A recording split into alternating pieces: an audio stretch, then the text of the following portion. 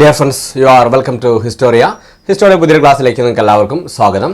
അപ്പോൾ ഇന്നത്തെ ക്ലാസ്സിൽ നമ്മൾ കഴിഞ്ഞ ക്ലാസ്സിൽ പഠിച്ച പോലെ തന്നെ 5 പ്രധാനപ്പെട്ട ചോദ്യങ്ങളും അതിന്റെ ഉത്തരങ്ങളും അനുബന്ധ കാര്യങ്ങളുമായി നമ്മൾ 5 പ്രധാനപ്പെട്ട ടോപ്പിക്കുകൾ പഠിക്കുകയാണ്. നമ്മൾ മുന്നേ പറഞ്ഞ പോലെ തന്നെയാണ് എങ്ങനെ ചെയ്യുന്നത് 5 പ്രധാനപ്പെട്ട ചോദ്യങ്ങളാണ്. ആ ചോദ്യങ്ങളുടെ ഉത്തരങ്ങളാണ് അതിന്റെ അനുബന്ധ കാര്യങ്ങളാണ്. അങ്ങനെ 5 ടോപ്പിക്കുകളാണ് നമ്മൾ ഇന്ന് പഠിക്കാൻ പോകുന്നത്.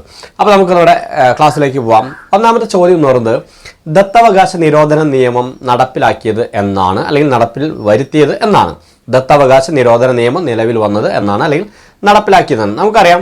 1848 ലോർഡ് ഡൽഹൌസിയാണ് ഇന്ത്യയിൽ ദത്തവകാശ നിരോധന നിയമം നടപ്പിലാക്കി. 1848 ലോർഡ് ഡൽഹൌസിയാണ് ദത്തവകാശ നിരോധന നിയമം നടപ്പിലാക്കിയത്.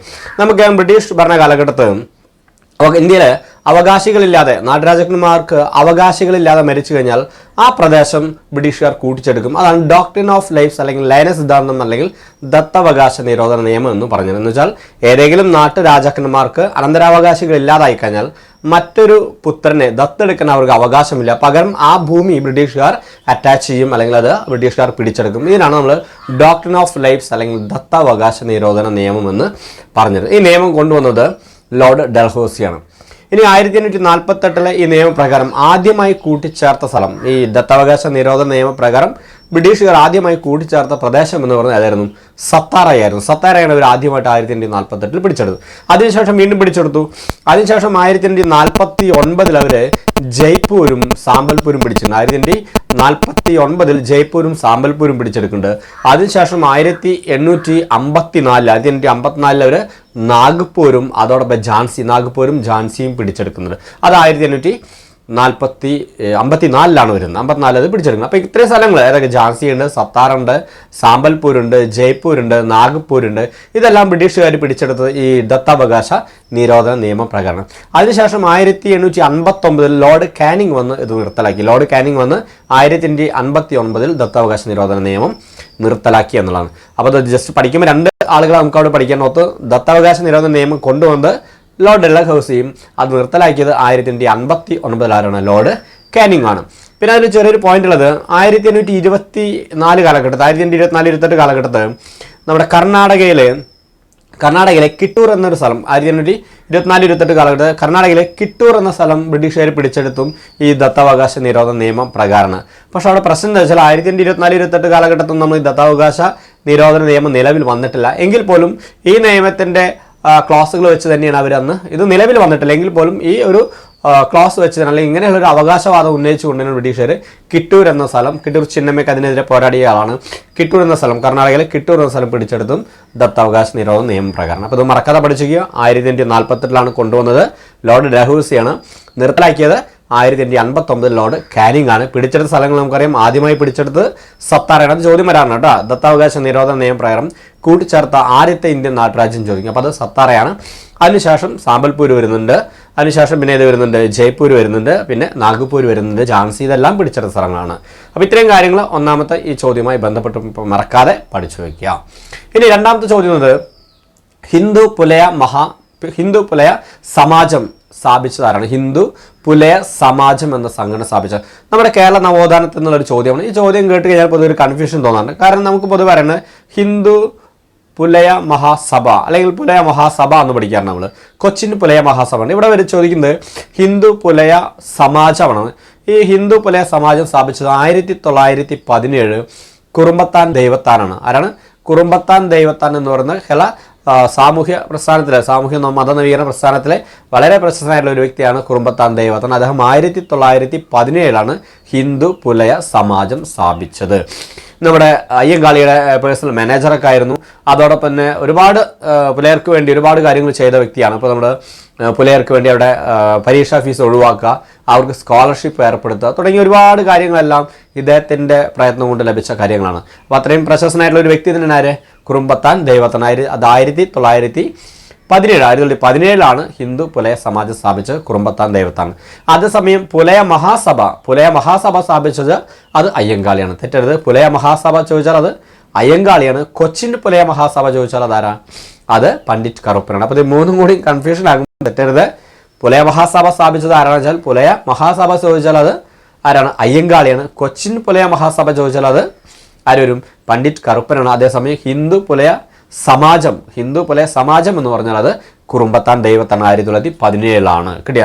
കേരള നവോത്ഥാനത്തിന്റെ സൂര്യ തേജസ് എന്നൊരു പുസ്തക ഇദ്ദേഹത്തെക്കുറിച്ച് ബാബു തോമസ് എഴുതിയിട്ടുണ്ട്. കേരള നവോത്ഥാനത്തിന്റെ സൂര്യ തേജസ് എന്ന് പറയുന്ന പുസ്തക ഇദ്ദേഹത്തെക്കുറിച്ച് ബാബു തോമസ് എന്ന വ്യക്തി എഴുതിയ ഒരു ബുക്കും കൂടിയാണ്. അപ്പോൾ അത്രയും പ്രശസ്തനായിട്ടുള്ള ഒരാളാണ് കുറുമ്പത്താൻ ദൈവത്താൻ. ക്ലിയർ ആയിരിക്കുമല്ലോ? അപ്പോൾ അത് തെറ്റരുത്, കൺഫ്യൂഷൻ തെറ്റരുത്. പുലയ മഹാസഭ അയ്യങ്കാളി, കൊച്ചിൻ പുലയ മഹാസഭ പണ്ഡിറ്റ് കറുപ്പൻ, ഹിന്ദു പുലയ സമാജം എന്ന് പറഞ്ഞാൽ അത് ആര് വരും? അത് നമ്മൾ പറഞ്ഞ കുറുമ്പത്താൻ ദൈവത്താൻ. ക്ലിയർ ആയിരിക്കുമല്ലോ? Okay fine. ഇനി മൂന്നാമത്തെ ചോദ്യം നമ്മുടെ ഇന്ത്യൻ ജോഗ്രഫിയിൽ നിന്നാണ്. മാലിദ്വീപിനെയും ലക്ഷദ്വീപിനെയും വേർതിരിക്കുന്ന അതിർത്തി രേഖ ഏതാണ്? മാലിദ്വീപിനെയും ലക്ഷദ്വീപിനെയും വേർതിരിക്കുന്ന അതിർത്തി രേഖ 8 ഡിഗ്രി ചാനലാണ്. നമ്മൾ ഈ ചാനലുകളൊക്കെ പറയുമ്പോൾ ഇന്ത്യയും പാകിസ്ഥാനും തമ്മിൽ റാഡിക്ലൈഫ്, ഇന്ത്യൻ ചാനൽ, മക്മോഹൻ, ആ കാറ്റഗറിയിൽ നമ്മൾ പഠിക്കുന്നതാണ്. മാലിദ്വീപിനെയും ലക്ഷദ്വീപിനെയും വേർതിരിക്കുന്നത് 8 ഡിഗ്രി ചാനലാണ്. ഏതാണ്? 8 ഡിഗ്രി ചാനൽ. അപ്പോൾ അതുകൊണ്ട് നമുക്ക് മറ്റൊരു 2-3 ചാനൽ കൂടി പഠിക്കാം. അപ്പോൾ 8 ഡിഗ്രി ചാനൽ കഴിഞ്ഞാൽ പിന്നെ വരുന്നത് 9 ഡിഗ്രി ചാനലാണ്. ഏതായിരിക്കും 9 ഡിഗ്രി ചാനൽ? 9 ഡിഗ്രി ചാനൽ എന്ന് പറഞ്ഞാൽ മിനിക്കോയ് ദ്വീപിനെയും ലക്ഷദ്വീപിനെയും വേർതിരിക്കുന്ന ഒന്നാണ് ഏത്? ഈ പറഞ്ഞ 9 ഡിഗ്രി ചാനൽ. Really totally 36 ദ്വീപുകളാണ്, 36 ഐലാൻഡുകളാണ്. നമ്മുടെ ലക്ഷദ്വീപ് എന്ന് പറഞ്ഞാൽ 36 ഐലാൻഡുകളാണ്. ആ 36 ഐലാൻഡിൽ 35 ഒരുമിച്ച് കിടക്കും, ഒരെണ്ണം മാറി കിടക്കും. 35 ഒരുമിച്ച് കിടക്കും, ഒരെണ്ണം മാറി നിൽക്കും. ആ മാറി നിൽക്കുന്ന ഒന്നാണ് മിനിക്കോയ്. അപ്പോൾ 35 ഐലാൻഡുകൾ, ലക്ഷദ്വീപിലെ 35 ഐലാൻഡുകളും ഈ ഒരെണ്ണം മിനിക്കോയ്. അതിന് രണ്ടിനും ഇടയിലുള്ള നാരോ പാസേജ് വിത്ത് സീ, കടല കൊണ്ടുള്ള ചെറിയ നാരോ പാസേജിനാണ് നമ്മൾ ഡിഗ്രി ചാനൽ, കടലെടുക്കെന്നൊക്കെ പറയുന്നത്. അപ്പോൾ ആ 9 ഡിഗ്രി ചാനൽ എന്ന് പറയുന്നത് ലക്ഷദ്വീപിനെയും മിനിക്കോയ് ദ്വീപിനെയും വേർതിരിക്കുന്നു. കിട്ടിയ? 8 ഡിഗ്രി എന്ന് പറയുന്നത് മാലിദ്വീപിനും ലക്ഷദ്വീപിനും. അപ്പോൾ 8 ഡിഗ്രി മാലിദ്വീപിനെയും ലക്ഷദ്വീപിനെയും, 9 ഡിഗ്രി എന്ന് പറയുന്നത് ലക്ഷദ്വീപിനെയും മിനിക്കോയും വേർതിരിക്കുന്നു. ഇനി അത് കഴിഞ്ഞാൽ 10 ഡിഗ്രി ചാനൽ. 10 ഡിഗ്രി ചാനൽ എന്ന് പറഞ്ഞാൽ ആൻഡമാനെയും നിക്കോബാറേയും. നമ്മൾ പറയുമ്പോൾ പൊതുവെ ആൻഡമാൻ നിക്കോബാർ ഐലൻഡ് എന്ന് പറയും. പക്ഷേ ആൻഡമാൻ ഐലൻഡ് വേറെ കിടക്കും, നിക്കോബാർ ഐലൻഡ് വേറെ കിടക്കും. ഇതിന് രണ്ടിനിടയിൽ കിടക്കുന്ന നാരോ പാസേജ്, അതാണ് നമ്മൾ ഇത് പറയുന്നത് 10 ഡിഗ്രി ചാനൽ. അപ്പോൾ അത് പഠിക്കുമ്പോൾ ഒരുമിച്ച് പഠിക്കുക. 10 ഡിഗ്രി ചാനൽ എന്ന് പറഞ്ഞാൽ ആൻഡമാൻ നിക്കോബാറിനെ വേർതിരിക്കുന്നു. 9 ഡിഗ്രി ചാനൽ എന്ന് പറഞ്ഞത് മിനിക്കോയും ലക്ഷദ്വീപിനെയും വേർതിരിക്കുന്നു. ദെൻ 8 ഡിഗ്രി ചാനൽ എന്ന് പറയുന്നത് നമ്മൾ പറഞ്ഞ മാലിദ്വീപിനെയും ലക്ഷദ്വീപിനെയും വേർതിരിക്കുന്നു. പിന്നെ സൗത്ത് ആൻഡമാനും അതോടൊപ്പം തന്നെ ലിറ്റിൽ ആൻഡമാനും പറയാറുണ്ട്. സൗത്ത് ആൻഡമാനും ലിറ്റിൽ ആൻഡമാനും അതിനിടയിൽ നമ്മൾ ഡങ്കൻ പാസേജ് എന്ന് പറയാം. എന്താ പറയുക? Duncan passage. ഇത് ആൻഡമാനിൽ തന്നെ 3 ആൻഡമാൻ, നോർത്ത് ആൻഡമാൻ ഉണ്ട്, മിഡിൽ ആൻഡമാൻ അല്ലെങ്കിൽ സൗത്ത് ആൻഡമാൻ, പിന്നെ വരുന്നത് തെക്ക് ആൻഡമാൻ പറയുക, സൗത്ത് ആൻഡമാൻ ആണെന്ന് പറയാം. അപ്പോൾ ആ മിഡിൽ ആൻഡമാൻ നമ്മൾ ലിറ്റിൽ ആൻഡമാൻ എന്നും പറയുന്നുണ്ട്. ആ ലിറ്റിൽ ആൻഡമാനെയും അല്ലെങ്കിൽ മിഡിൽ ആൻഡമാനെയും ഈ സൗത്ത് ആൻഡമാനെ അതിൽ രണ്ടിനെ വേർതിരിക്കുന്നതാണ് ഡങ്കൻ പാസേജ് എന്ന് പറയുന്നത്. പിന്നെ ശ്രീലങ്കയും ഇന്ത്യയും വേർതിരിക്കും നമുക്ക് അറിയാവുന്നതാണ് പാക്ക് സ്ട്രേറ്റ്, പാക്ക് കടലെടുക്ക്. ക്ലിയർ ആയിരിക്കില്ല? അപ്പോൾ ഇങ്ങനെ കുറേ നേരെ പാസേജുകളുണ്ട്, അതൊന്ന് പഠിച്ചു വയ്ക്കുക. അപ്പോൾ അതിൽ പ്രധാനപ്പെട്ടതാണ് ഇപ്പോൾ നമ്മൾ പറഞ്ഞത് മാലിദ്വീപിനെയും ലക്ഷദ്വീപിനെയും 8 ഡിഗ്രി ചാനൽ, 9 ഡിഗ്രി ചാനൽ എന്ന് പറഞ്ഞാൽ മിനിക്കോയും ലക്ഷദ്വീപിനെയും, 10 ഡിഗ്രി ചാനൽ എന്ന് പറഞ്ഞാൽ ആൻഡമാനെയും നിക്കോബാറിനെയും, ഡങ്കൻ പാസേജ് എന്ന് പറഞ്ഞാൽ അത് സൗത്ത് ആൻഡമാനെയും ലിറ്റിൽ ആൻഡമാനെയും. ക്ലിയർ ആയിരിക്കുമല്ലോ? അപ്പോൾ മൂന്നാമത്തെ ചോദ്യം ഇത് ഓർത്തിക്കുക. ഇനി 4ാമത്തെ ക്വസ്റ്റ്യൻ എന്ന് പറയുന്നത് ഷിക്കാര ഹൗസ് ബോട്ടുകൾക്ക് പ്രശസ്തമായ ഇന്ത്യയിലെ തടാകമെന്നാണ്. ഷിക്കാര എന്ന് പറയുന്നത് നഖം എന്നുള്ള ഷിക്കാര ഹൗസ് ബോട്ടുകൾ പ്രശസ്തമായ ഇന്ത്യൻ തടാകം ഏതാണ്? ഓർത്തിക്കുക, ഷിക്കാര ഹൗസ് ബോട്ടുകൾ വളരെ പ്രശസ്തമായിട്ടുള്ള ഒരു തടാകം എന്ന് പറയുന്നത് ജമ്മു കാശ്മീരിലെ ദാൽ തടാകമാണ്. Jewel of the crown of Kashmir എന്നൊക്കെ പറഞ്ഞു. Jewel of the crown of Kashmir, കാശ്മീരിന്റെ സിംഹാസനത്തിലെ വളരെ പ്രശസ്തമായ ജുവൽ രത്നം എന്നൊക്കെ അറിയപ്പെടുന്ന ഒരു തടാകമാണ് നമ്മുടെ ദാൽ തടാകം. ഇന്ത്യയിൽ ആദ്യമായി വൈഫൈ കണക്ടിവിറ്റി പരിപൂർണമായും വൈഫൈ കണക്ടിവിറ്റി കിട്ടുന്ന ഇന്ത്യയിലെ തന്നെ ലോകത്തിലെ തന്നെ ആദ്യത്തെ തടാകം എന്ന് പറയുന്നതാണ് ഏത് നമ്മൾ പറയുന്ന ഈ ദാൽ തടാകം. അതിൽ ഇന്ത്യയിലെ ഒഴുകുന്ന പോസ്റ്റ് ഓഫീസ്, ഇന്ത്യയിൽ ആദ്യത്തെ ഒഴുകുന്ന തപാൽ ഓഫീസ് അല്ലെങ്കിൽ പോസ്റ്റ് ഓഫീസ് അതെല്ലാം സ്ഥാപിച്ചിട്ടും എവിടെയാണ്? ദാൽ തടാകത്തിലാണ്. ഈ ദാൽ തടാകത്തിലാണ് ഷിക്കാര ഹൗസ് ബോട്ടുകൾക്ക് പ്രശസ്തം. നിങ്ങൾ യൂട്യൂബിലൊക്കെ സെർച്ച് ചെയ്ത് കാണാം. വളരെ രസകരമായിട്ടുള്ള ഭംഗിയുള്ള ഒരു തടാകമാണ് ദാൽ തടാകം. അവിടെയാണ് വളരെ നീളനുള്ള ഹൗസ് ബോട്ടുകൾ, അതാണ് ഷിക്കാര ഹൗസ് ബോട്ടുകൾ എന്ന് പറയുന്നത്. ക്ലിയർ ആയില്ലോ? അപ്പോൾ ഷിക്കാര ഹൗസ് ബോട്ടുകൾ കാണപ്പെടുന്നത് എവിടെയാണ്? ദാൽ തടാകത്തിലാണ്, ജമ്മു കാശ്മീരിലാണ്, വളരെ പ്രശസ്തമാണ്. ഇന്ത്യയിലെ ആദ്യത്തെ ഒഴുകുന്ന പോസ്റ്റ് ഓഫീസ് സ്ഥാപിച്ചത് ഈ പറഞ്ഞ ദാൽ തടാകത്തിലാണ്. ലോകത്തിൽ തന്നെ ആദ്യമായി പരിപൂർണമായും വൈഫൈ കണക്ടിവിറ്റി കിട്ടുന്ന തടാകം എന്ന് പറയുന്നതും ഏതാണ്? ഈ പറഞ്ഞ ദാൽ തടാകമാണ് എന്ന കാര്യം കൂടി ഓർത്തിക്കുക. ക്ലിയർ ആയിരിക്കുമല്ലോ? അപ്പോൾ നമ്മുടെ 4ാമത്തെ ചോദ്യം കഴിഞ്ഞു. നെക്സ്റ്റ് ക്വസ്റ്റ്യൻ എന്ന് പറയുന്നത് ഏത് അന്താരാഷ്ട്ര സംഘടനയുടെ ചിഹ്നമാണ് ഭീമൻ പാണ്ട? ഏത് അന്താരാഷ്ട്ര സംഘടനയുടെ ചിഹ്നമാണ് ഭീമൻ പാണ്ട? നമുക്കറിയാം WWF എന്ന് പറയും, നമ്മൾ world wide fund for nature എന്ന് പറയും. World wide fund for nature. ഇത് 1961 ഒരു നോൺ ഗവൺമെന്റൽ ഓർഗനൈസേഷനാണ്. പ്രകൃതിക്ക് വേണ്ടിയുള്ള എൻവയോൺമെന്റിനുള്ള ഒരു നോൺ ഗവൺമെന്റൽ ഓർഗനൈസേഷനാണ് world wide fund for nature എന്നുള്ള സംഘടന 1961 സ്ഥാപിച്ചത്. ഇതിൻ്റെ ചിഹ്നമാണ് ഈ വേൾഡ് വൈഡ് ഫണ്ടിൻ്റെ ചിഹ്നമാണ് ഏത് ഭീമൻ പാണ്ട എന്ന് പറയുന്നത്. ഇതിൻ്റെ ആസ്ഥാനം വരുന്നത് സ്വിറ്റ്സർലാൻഡിലാണെന്ന കാര്യം കൂടി ഓർത്തുവയ്ക്കുക. ഇവർ നാച്ചുറിന് വേണ്ടി എൻവയോൺമെൻറ്റിന് വേണ്ടി ഒരുപാട് കാര്യങ്ങളൊക്കെ ചെയ്യുന്ന ഒരു സംഘടന കൂടിയാണെന്ന് ഓർത്തുവയ്ക്കുക. ക്ലിയർ ആയിക്കല്ലോ. അപ്പോൾ ഭീമൻ പാണ്ട മറക്കണ്ട, world wide fund for nature എന്ന WWF എന്ന സംഘടന, ആ സംഘടനയുടെ ചിഹ്നമാണ് ഭീമൻ പാണ്ട. 1961 സ്ഥാപിച്ചത്. ആസ്ഥാനം എവിടെയാണ്? സ്വിറ്റ്സർലൻഡ് ആണെന്ന കാര്യം കൂടി ഓർത്തു വയ്ക്കുക. ക്ലിയർ ആയിരിക്കുമല്ലോ. അപ്പോൾ ഇന്നത്തെ ക്ലാസ്സിൽ നമ്മൾ വളരെ ചെറിയ ചോദ്യങ്ങളാണ്, വളരെ ചെറിയ ചോദ്യങ്ങളാണ്, എന്നാൽ ഇമ്പോർട്ടൻ്റ് ഉള്ള ചോദ്യം കൂടിയാണ്. 5 പ്രധാനപ്പെട്ട ചോദ്യങ്ങളും ആ ചോദ്യങ്ങളിൽ നിന്ന് ഉത്തരങ്ങൾ അതിൻ്റെ അനുബന്ധ കാര്യങ്ങളുമായി നമ്മൾ 5 പ്രധാനപ്പെട്ട ചെറിയ ടോപ്പിക്കുകൾ നമ്മൾ വളരെ ഭംഗിയായിട്ട് പഠിച്ചിരിക്കുന്നു.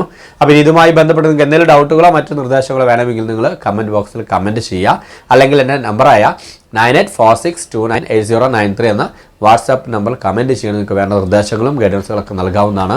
സോ അടുത്ത ക്ലാസ്സിൽ നമുക്ക് വീണ്ടും കണ്ടുമുട്ടാം. അതിനു മുന്നേ നിങ്ങൾ ആദ്യമായിട്ടാണ് നമ്മുടെ ചാനൽ കാണുന്നത് തീർച്ചയായിട്ടും സബ്സ്ക്രൈബ് ചെയ്യുക, ലൈക്ക് ചെയ്യുക. നിങ്ങൾക്ക് വളരെ വേണ്ടപ്പെട്ട ആളുകൾക്ക്, PSC പഠിക്കുന്ന ആളുകൾക്ക് അല്ലെങ്കിൽ അറിവ് നേടണമെന്ന് ആഗ്രഹിക്കുന്ന ആളുകൾക്ക് നിങ്ങൾ ഷെയർ ചെയ്ത് കൊടുക്കുക. അടുത്ത ക്ലാസ്സിൽ വീണ്ടും നല്ല ടോപ്പിക്കുമായി നമുക്ക് കണ്ടുമുട്ടാം. അതുവരെ എല്ലാവർക്കും